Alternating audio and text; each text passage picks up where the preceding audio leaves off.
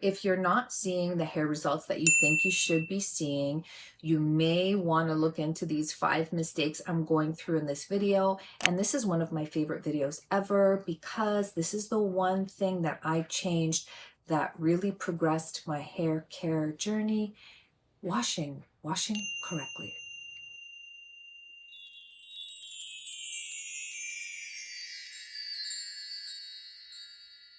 Okay, so let's get into it. We're going to go through my 5 top mistakes, even though there could be a lot of other mistakes, but I think that these are the top 5.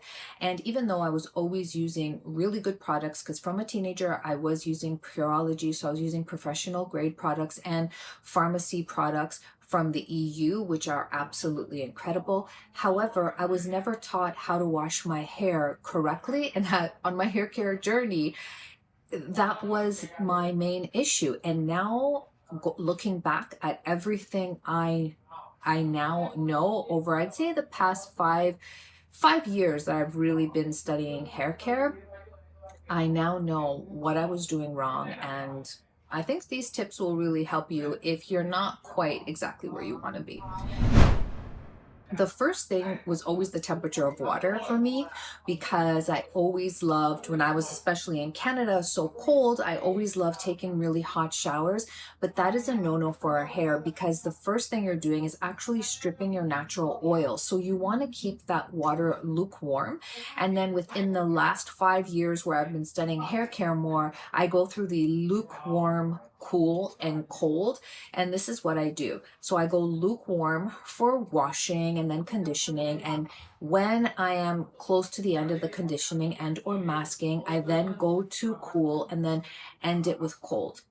And there's a lot of literature that says that, warm water will open the cuticle closer to the hotter, and then the cool and the cold will seal your cuticle and then give you that shinier, more smooth, moisturized look. And so here's the science behind that. So when your cuticle is closed, now the hair has the 3 layers and the cuticle being the outer layer, it will look flatter and smoother. And so when the light reflects it, it'll look shinier and healthier. That has really helped me, just the water temperature. Number 2, even though it seems pretty sensible, is the amount of shampoo. I used to take a dump, like a bunch of shampoo on my head and swirl my hair around. When I think about what I used to do, it was just brutal. I mean, I had no idea how to wash my hair. It was like those old shampoo commercials there. So essentially, I stumbled across a video probably 5 years ago where a spokesperson from Pureology was saying, like, look, if you look at the top of the bottle of Pureology, it's the size of a North American quarter, an EU 50 cent. I'm not sure what it would be in the UK, but this is the amount that was on the top of the bottle. And he said, this is how much you have to use, especially if it's a concentrated product. Life-changing for me. As well as, I'm going to double up here and say the double shampoo. So basically the right amount 2 times.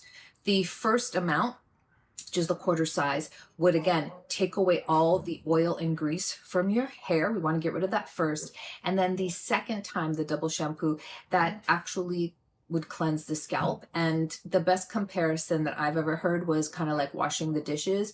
You first want to get rid of the grease, and then you want to make sure that the pots and pans are really clean by second cleansing, which means that you need to cleanse twice in order to have that clean scalp.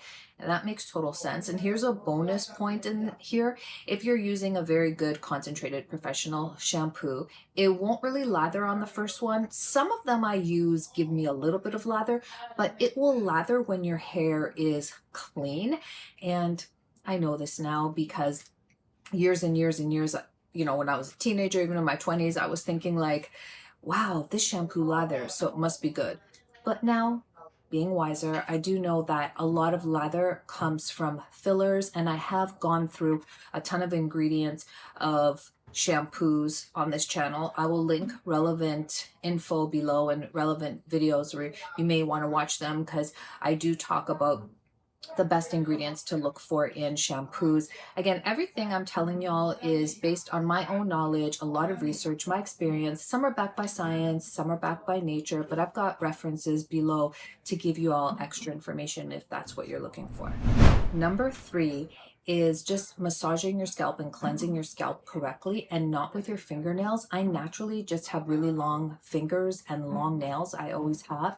And I used to always like do this, but it's actually not right. You want to use the pads of your fingers, and while you want to be gentle, you do want to be thorough. And I am so cognizant of that when I'm in the shower now. I literally pay attention, using the pads of my fingers when I'm in there, just to make sure that I will add footage here that I am really cleansing every section of my scalp. I know there's various methods of cleansing. You may want to start from the top, from the back, from the middle. I start from here, go here, here in the back. So that pattern for me doesn't really make a difference. It's just making sure I'm getting every square inch of my scalp.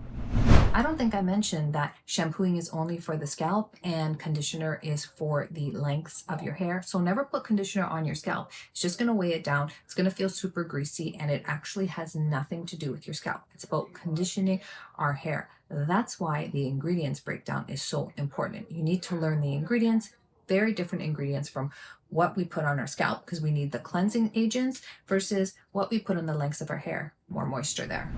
Number 5, and this is huge, it's being aggressive with wet hair. So I'm going to specifically refer to towel drying this, that I catch grandma doing all the time just because it's force of habit. Get a microfiber towel, a cotton t-shirt. I've talked about them a lot on the channel. Once again, I'll reference this below. But this is just damaging and breaking our very fragile hair. Hair is very, very fragile when it's wet. So you want to be as gentle with it as possible. And a cotton t-shirt is awesome. So is a microfiber towel. You can travel with them. They're so light. I literally, when I'm traveling overseas or wherever I'm going for work, I always just add extra cotton t-shirts. They don't take up any room, and then I leave them there when I'm done. And they are incredible. I even think there's like cotton towel t-shirts. I believe there's something like that too, like a combo. But a microfiber towel or a cotton t-shirt is the most gentle, safe on the hair.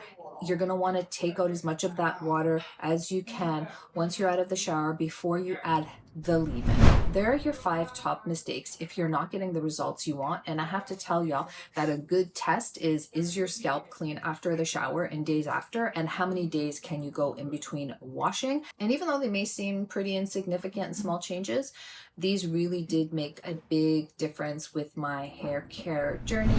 Any inquiries always welcome below, or perhaps your own experiences. It's great that we can all share them here on YouTube. And if you want to see another video like this, let me know, because I can do a part 2. I can literally talk about this stuff for hours on end. Thanks for watching, everybody, and I will see you in the next one. Bisous, bisous.